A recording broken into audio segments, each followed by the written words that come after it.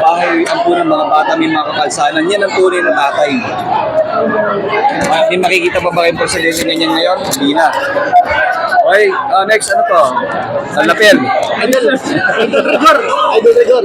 Ngayon, lumantad ka ngayon dito. Hindi ka ba natakot na makansila ng mga kapwa mo artista? Hindi siguro. Kasi ang pagmamahal sa bayan, wala yung tinitingnan kung ano estado mo, artista ka man, negosyante ka man.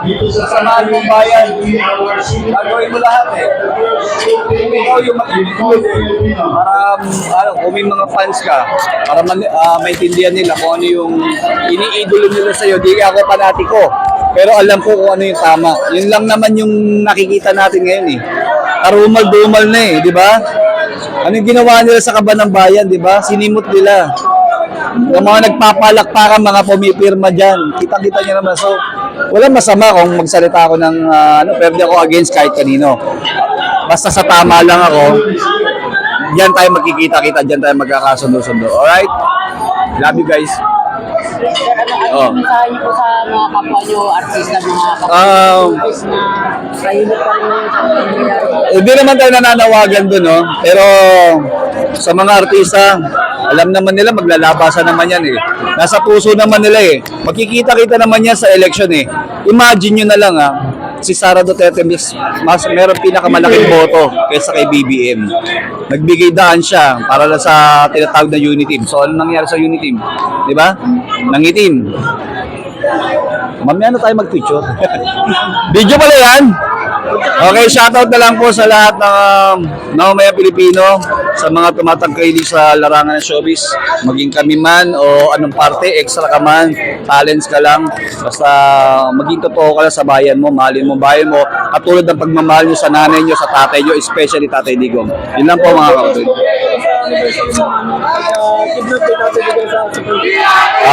Magkita-kita tayo. Ayoko mga ako. Pero sa totoo lang, hindi ako nagpapakita, nasa likod lang ako eh. Pero anyway, wala namang masama to sabihin ko yung totoo, di ba? Basta sumusuporta ako sa tama. At nakikita naman natin yon. Hindi ako panatiko, politiko.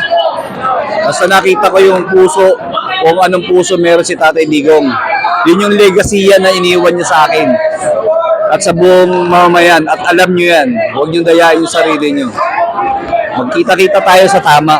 Doon tayo magtagpo-tagpo. Yun lang aking panawagan. Ano mensahe natin kay BP Sara? Kay BP Sara. Sa ngayon, wala pa ako eh. Kasi mas maganda yung pananahimik eh. Yung nakikita naman natin na mali yung mga ebidensya, mga salita, pirma, wala naman. May mga ahensya ng gobyerno kung saan dapat yung nililitis, like COA, like Justice. So, pabayaan natin sa kanila. Huwag natin pabayaan sa maingay. Mga maingay lang yan. Okay? God bless. God bless sa inyo.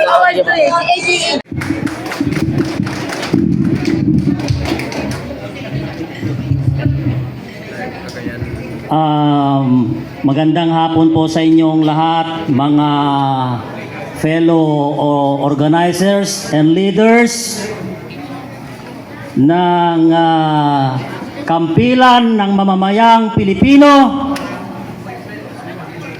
Aking ikinararangal na ako ay napasali dito sa National Forum, Leaders Forum, at ikinararangal ko din na inyong marinig ang aming tinig mula sa norte. Baka ang akala ng lahat ay walang Duterte sa norte. Ako ay tumayo sa mga Duterte sa norte dahil madaming mga bangag sa Cagayan North, dahil nagpapaniwala sila sa isang budol-budol man.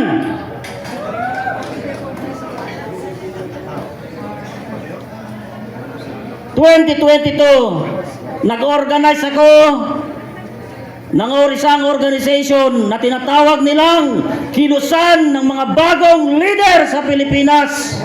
Nagpadala ko dyan sa Mandaluyong ng 800 van units. Nagkagulo sila dyan sa kanilang headquarter. Nagalit si Abalos sa akin nang dahil sa 800 van units na sumali dyan sa karaban na yan. Kinansel ako.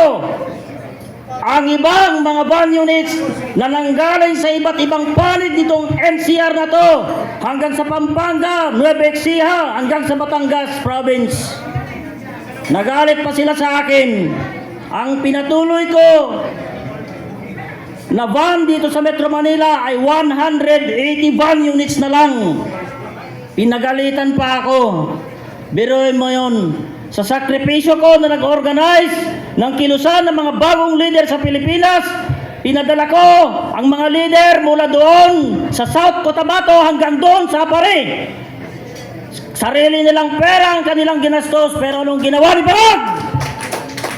Hindi posisyon ang aming hinihiling, kundi ang tamang pagsaserbisyo sa taong bayan.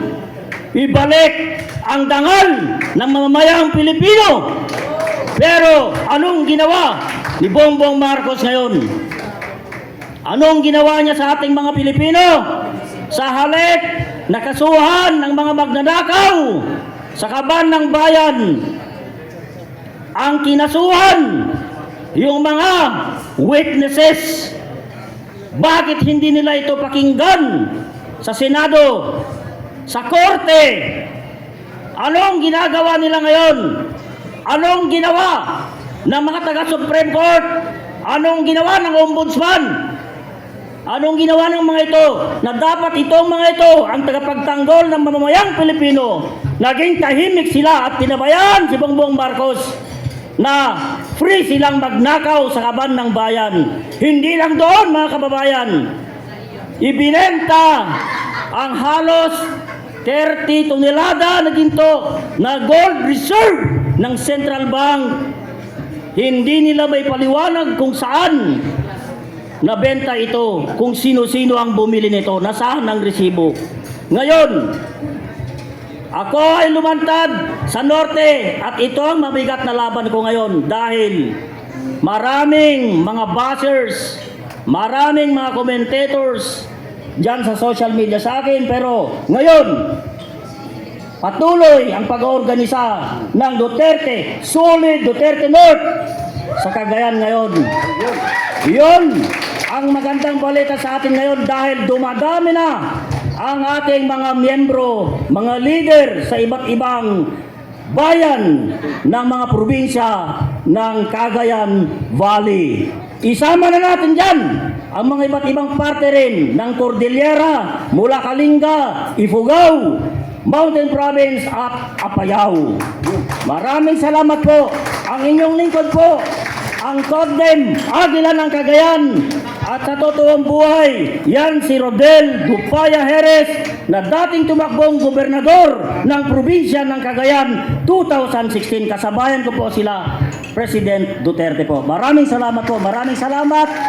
Kong Paras, being the President of the Kampilan ng Mamamayang Pilipino, and the Master of Ceremony, Brother Celis, at saka ibang mga sila Secretariat, Mr. Oliver Poblete and Karen Poblete. Maraming salamat po sa lahat ng dumalo dito at mabuhay po tayong lahat. Thank you. Maraming salamat mula sa grupo ng Agila sa Norte, Agila sa Cagayan. Everybody please let us stand up.